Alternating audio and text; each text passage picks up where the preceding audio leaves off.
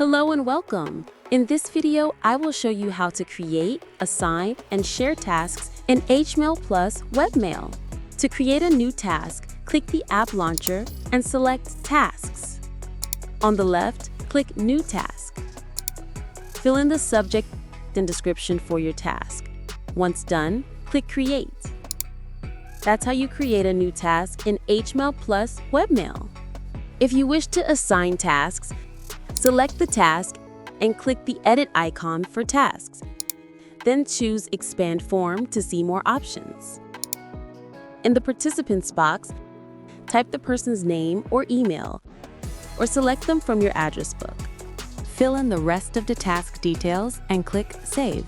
The person will receive an email with the task.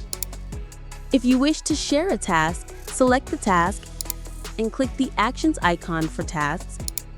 Then choose Share/Permissions.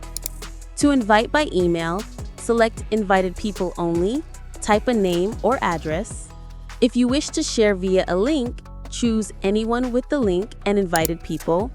Click Copy Link and share it however you like. Once done, click Save. And that's it. Thank you for watching. Don't forget to like, subscribe, and stay tuned for more.